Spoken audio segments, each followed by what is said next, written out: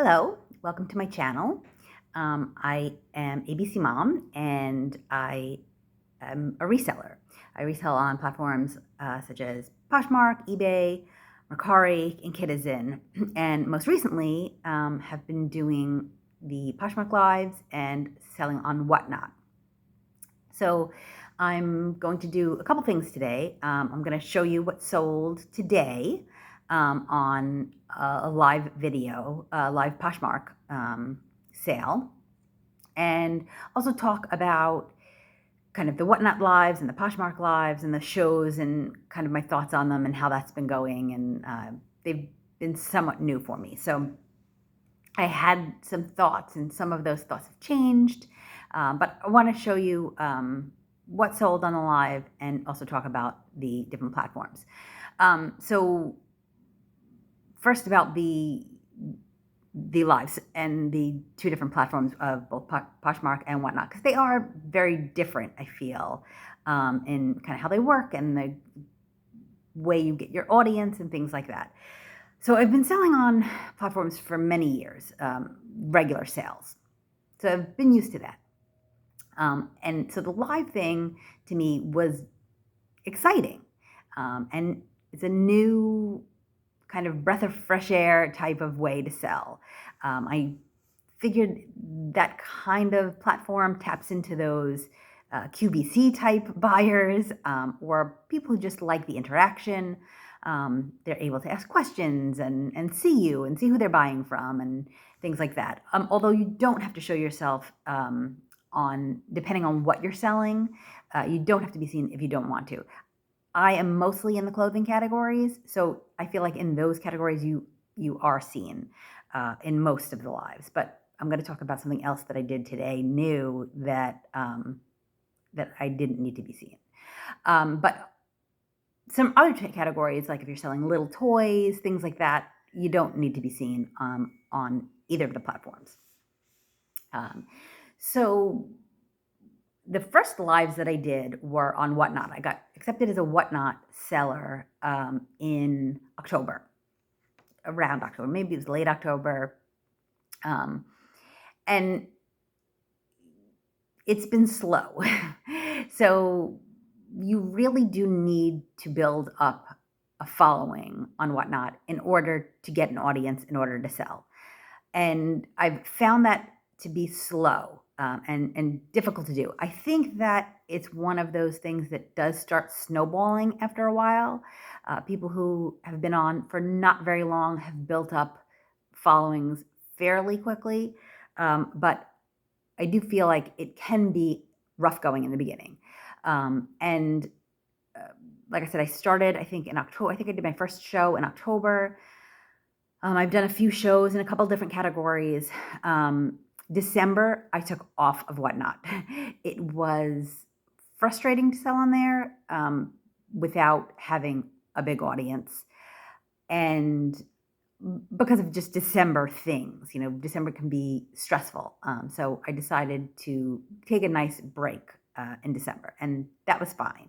So I was not really actively building a following in December, although one of the things that you can do on there to build a following is to go into other people's shows and start talking and maybe even buy things, but you don't have to buy things to kind of get known within the community. Just being supportive to other sellers and nice.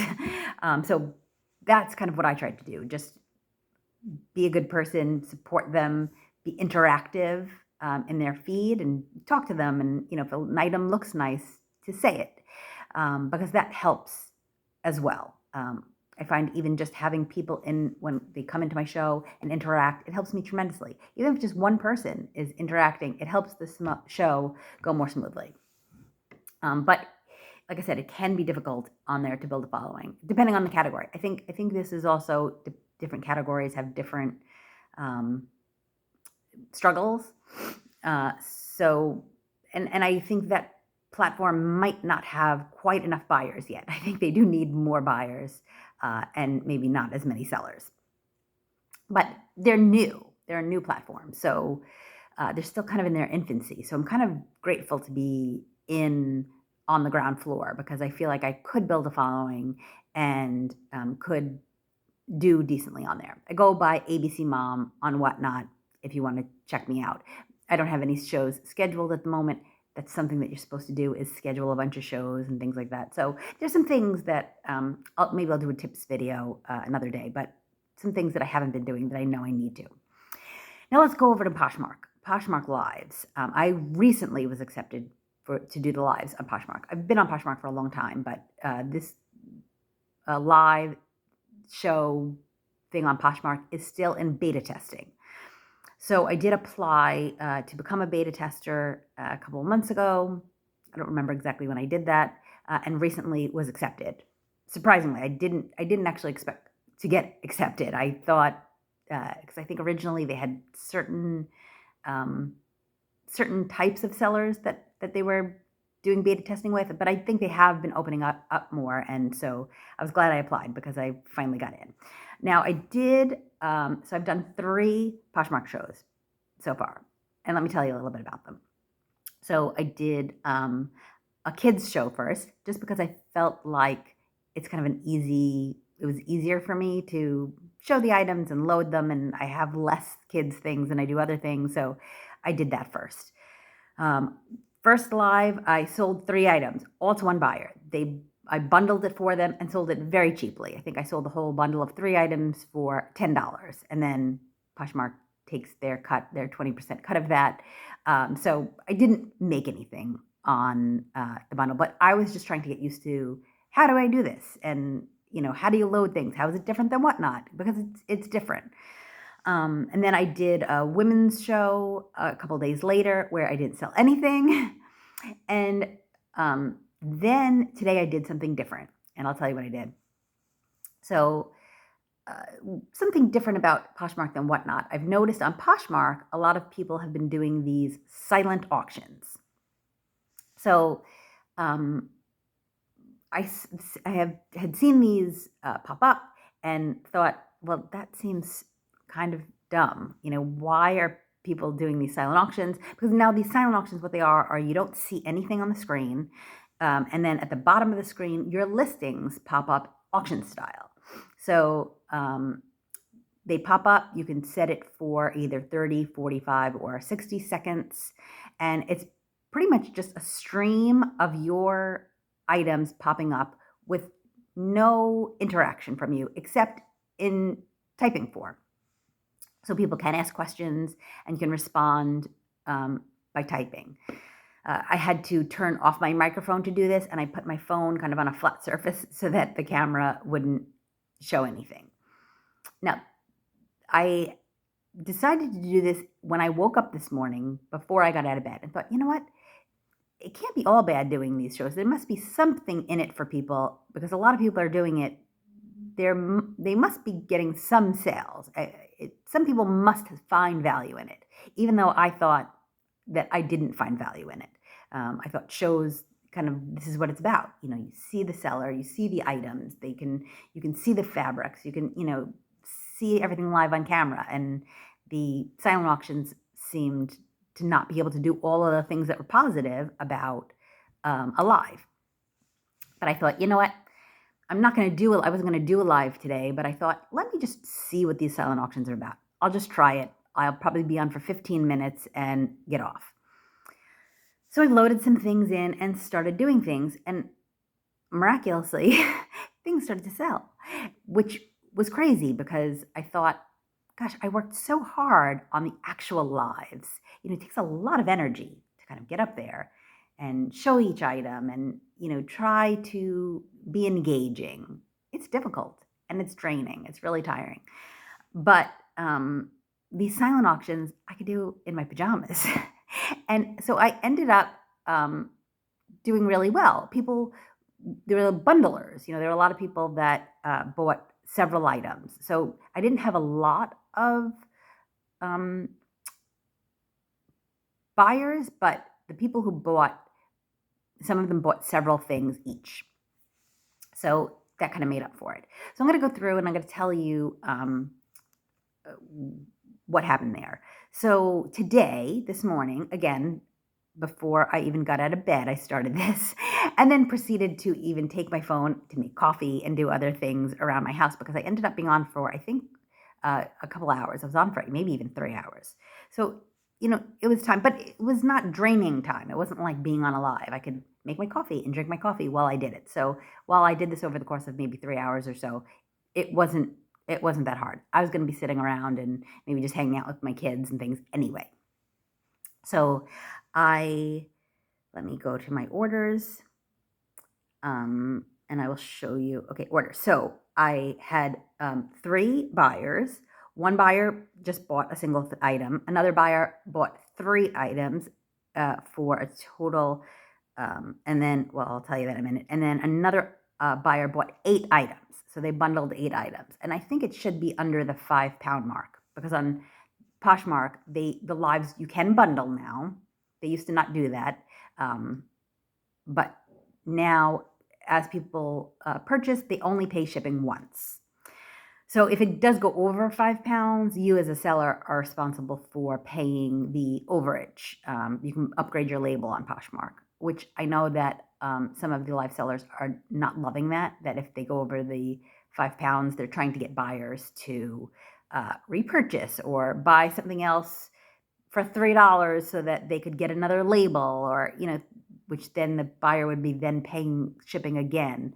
But I don't work like that. If a buyer, and to be fair, so the reason that the sellers are not liking this is that they already feel like they're selling their items kind of at rock bottom prices on these lives. And so paying then additional shipping is coming out of that kind of lower profit that they're getting already. But I don't care.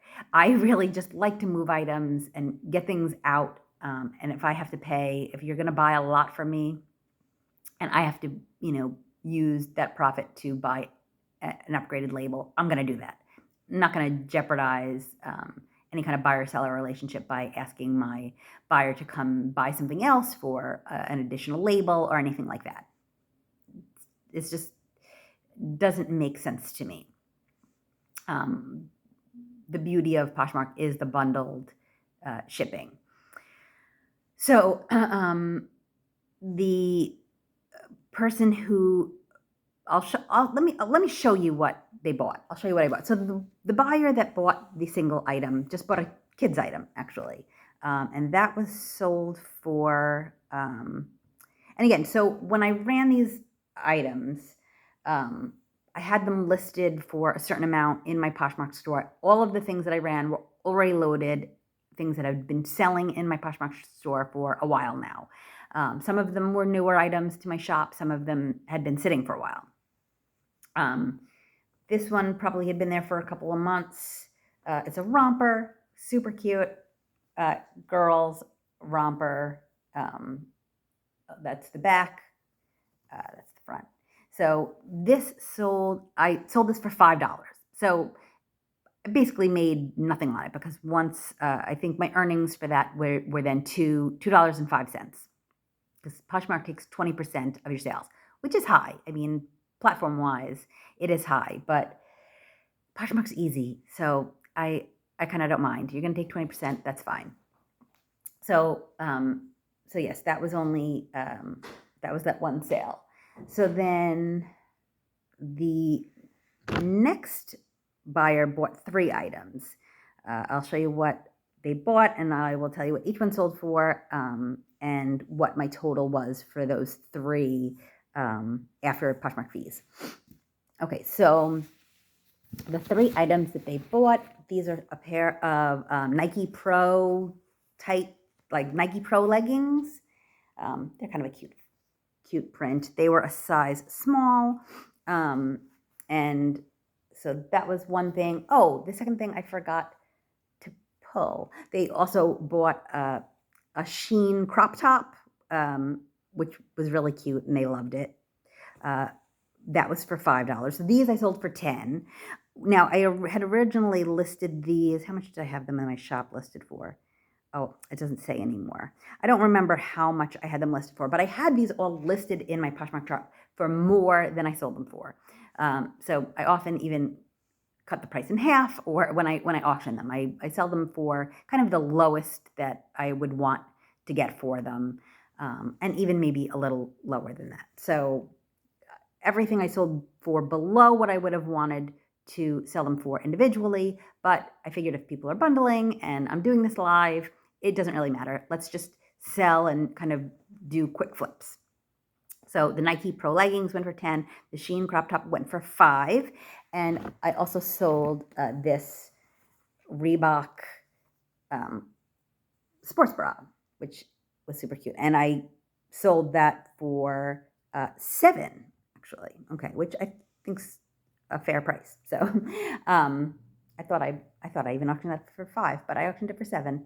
And I actually even have 3 more of these in different colors that I haven't even listed yet, which I will now that I sold this one. I'll get those others listed because I think this was the first thing she, oh no, maybe not. This wasn't the first thing she bought. But so those 3. So for those 3 things, after fees, I earned $17.60.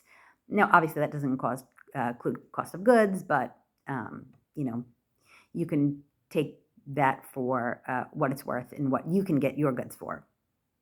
All right, so the next was the big bundle, which I really appreciated. So she bought a bunch of things, and it's so funny once they start buying things, you almost know what other things that they might like. You start to get to know them as a buyer and start loading things that you think that person who's buying might like. And so, size-wise or style-wise, I started running things that might work for this person who was a buyer. You have watchers and you have buyers. Both are appreciated. I appreciate both the people who just come in to watch and talk, or, just don't even say anything. If you're just going to watch and be a number to show that there are people in the show, that's wonderful. I appreciate them almost as much as the buyers, but it's always nice to have some buyers in there. Okay, so this person bought a bunch of things. They bought just a Danskin Now shirt, and everything they bought, I think, was between size medium and extra, extra large. So they kind of bought a bunch of different sizes. But this Danskin kind of a dry fit type feel shirt, that was an extra, extra large, but it's like a semi-fitted shirt. They bought a pair of LuLaRoe leggings. Oh, and that sold for, I auctioned that for $6. So they bought that for $6. This was a pair of LuLaRoe, but like kind of their active wear line, the Simply Comfortable line. So it doesn't have that same LuLaRoe feel. It's more of like a athletic legging feel. That sold for $6. So again, I'm not becoming rich on any of these, but the volume was great. So no complaints. Okay, so they also purchased, this is a Tommy Hilfiger extra large Pima cotton shirt. I thought that was a piece of lint, but that's just the Tommy Hilfiger logo. So they bought this sweater, which is good for this time of year. So they bought that. Next, they bought,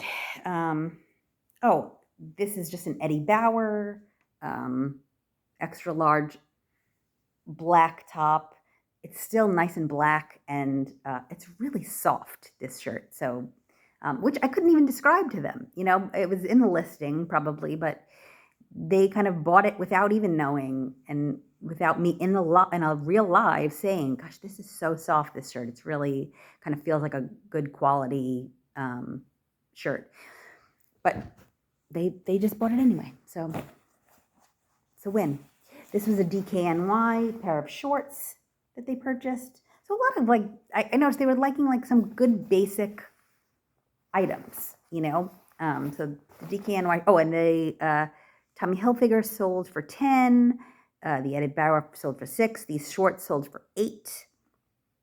And this was a Hollister item, Hollister size medium, kind of shirt, shacket kind of thing. It's kind of like a little thicker than a shirt, which These are kind of popular, but it's lined, but it's not super thick, but it's, this is what this was. This was a size medium, and that sold for $8.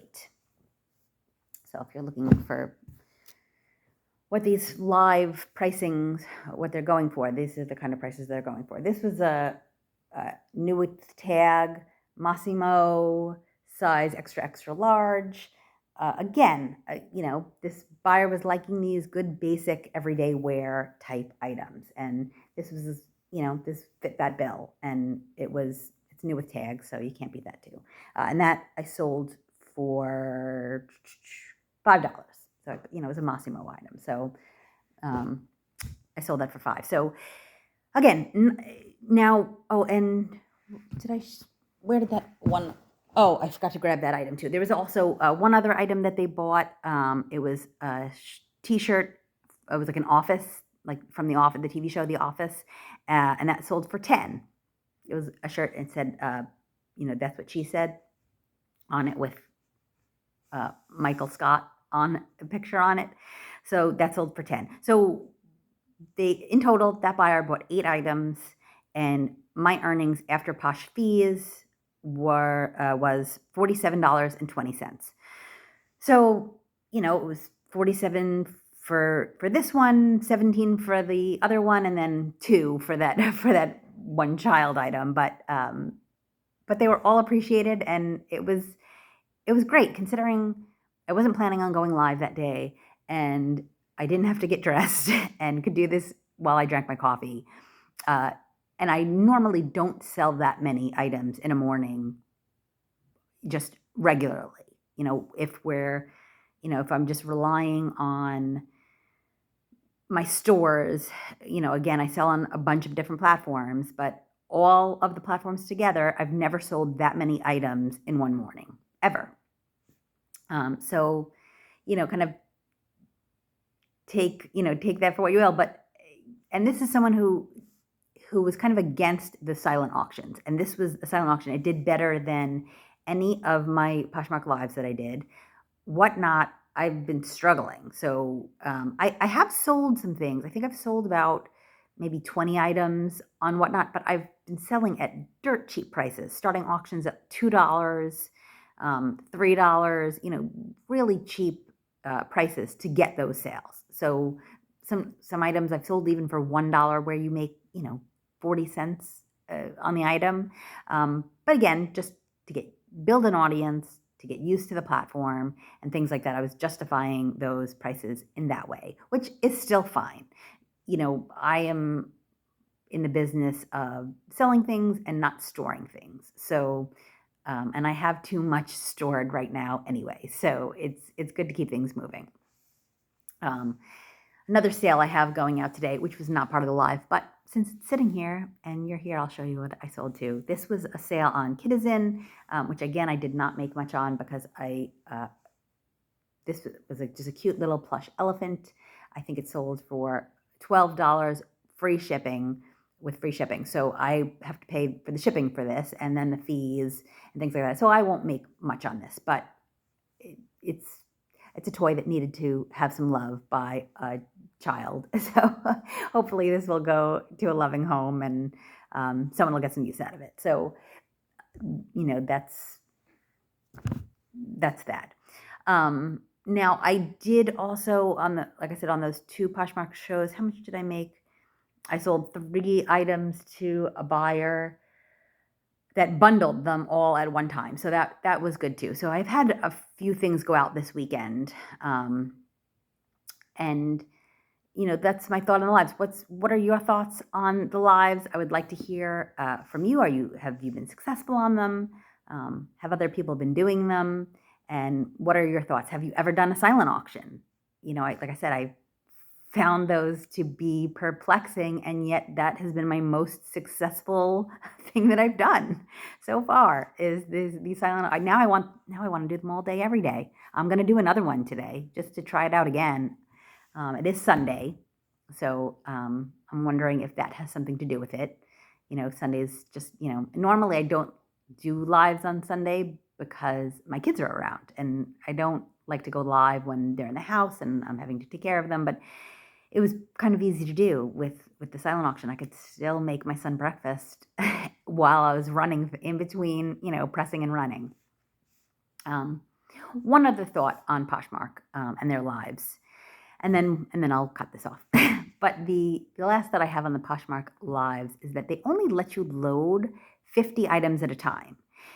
And then in order to run additional items, you have to delete some items to load new items. So Poshmark, you need to fix that if you're listening. So I will try and go somewhere and complain. I'm sure there are people complaining about this, but does anybody know anything? Is anybody in the know who's watching about that, if they're changing that soon? Or I'm hoping that they are, because that I found to be the most challenging part of running the lives and the silent auctions on Poshmark. Now, Whatnot, you can load, a couple hundred items, and it's great. But you're having to then load each one, and when you're doing it for the first time, it's not like you already have a closet like you might in Poshmark. So, but that's it. If you've enjoyed this video even a little bit, I would love it if you could subscribe, like the video, maybe share the video. I'm a very small channel, and I'm kind of new at this, so I appreciate any support, even a minuscule amount. So thank you for watching if you've gotten this far, and happy selling. I will put some links below, for if you're interested in selling on Whatnot or Poshmark. I know I have a referral link for Whatnot to sell, and I have some other links for the other platforms if you're interested in checking them out at all. So that's it. Thank you. Have a great day.